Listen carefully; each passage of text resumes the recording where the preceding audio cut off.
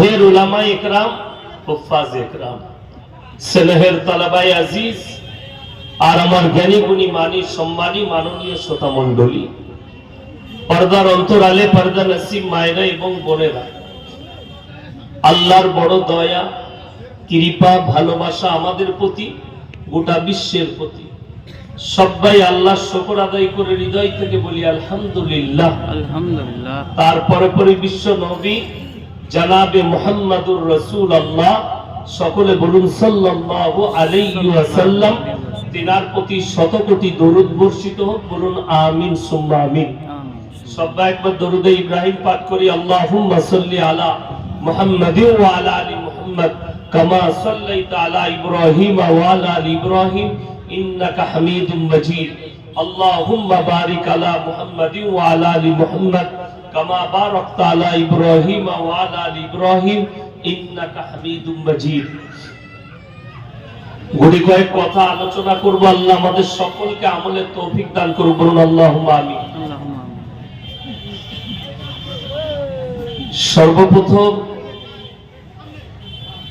আমাদের সকলের শুকর আদায় করা দরকার যে আল্লাহ তাআলা আমাদেরকে পৃথিবীর বুকে মুসলমান করে মুসলমান ঘরে জন্ম দিয়েছেন। সকলে বলুন আলহামদুলিল্লাহ।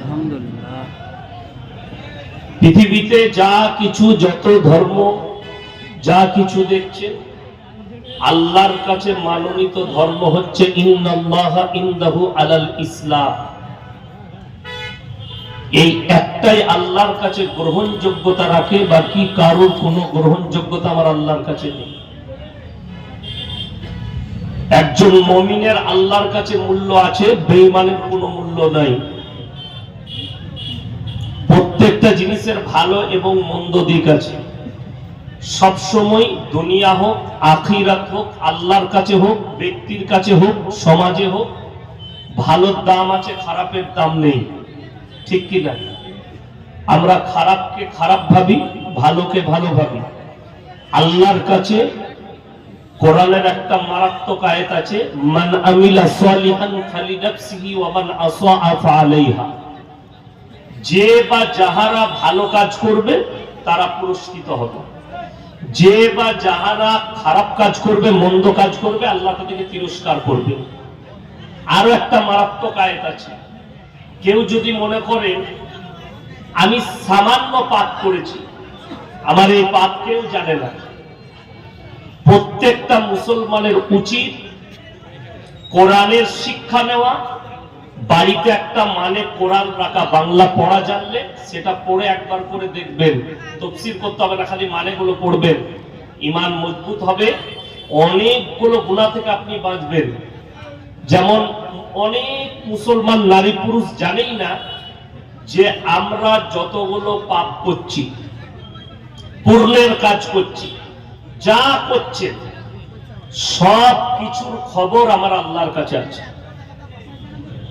দুটো মাধ্যম দিয়ে। কটা বললাম? দুটো।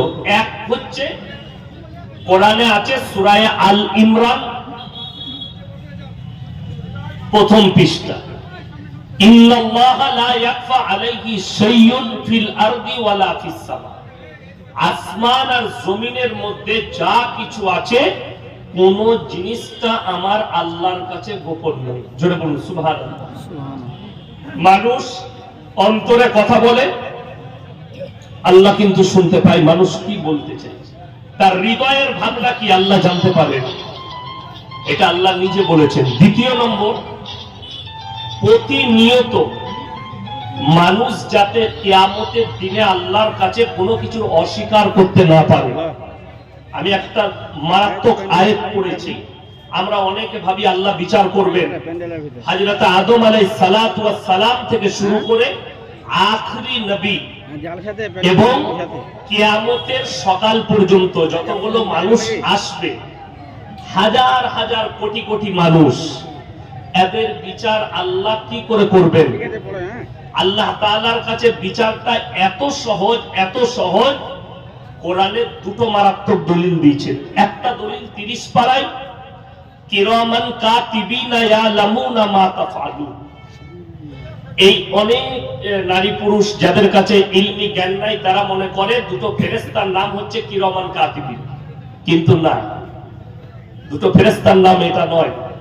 কাতিব শব্দের অর্থ হচ্ছে যারা টাইপ করে করে লেখে, তাদেরকে কাতিব বলা হয় আরবিতে। টাইপ করে যারা লেখে, দেখবেন দোকানের উপরে খুব সুন্দর করে লেখে, তাদেরকে আমরা আর্টিস্ট বলি বাংলায়। খুব সুন্দর আর্টিস্ট, আঁকতে জানে, লিখতে জানে।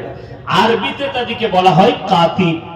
আল্লাহ তাআলা এই শব্দ ব্যবহার করলেন, আমি তোমাদের কাছে দুজন ফেরেশতা নিযুক্ত করেছি যারা তোমাদের ভালো এবং মন্দ কাজগুলো টাইপ করে করে লিখে রাখবে। টাইপ করে লেখা থাকবে। আল্লাহ কি করবেন কিয়ামতের দিনে? এই সমস্ত মানুষ যখন দাঁড়িয়ে যাবে, রিওয়ায়েতে আছে তাদের হাতে তাদের আমলনামা দেওয়া হবে। এটা আমরা সবাই জানি না, জানি না। আমলনামা বলতে কোনটা? ওই দুটো ফেরেশতা যেগুলো লিপিবদ্ধ করেছে, লিখেছে, ওইটাই হবে আমলনামা। আপনার হাতে দেওয়া হবে। কোরআন বলছে, ইকরা কিতাবাক কাফা বিনাফসিকা আল-ইয়াওমা আলাইকা হাসিবা মান ইহতাদা ফাইন্নামা ইয়াহতাদি লিনাফসি। প্রত্যেকটা নারী পুরুষকে, হে আমার নবী, তাদের হাতে তাদের আমলনামা ধরিয়ে দেওয়া হবে। আল্লাহ বলবেন, তুমি নিজের মুখে নিজের আমলনামা পড়ে শোনাও। আপনি প্রকাশ করবেন নিজের পাপগুলো নিজের আমলনামা ধরে, কোন জায়গায়, কত সেকেন্ডে, কত মিনিটে, কোথায় পাপ করেছেন, কার ক্ষতি করেছেন, পাই টু পাই মিস্টেক যাবে না, লেখা থাকবে। একটা গেল।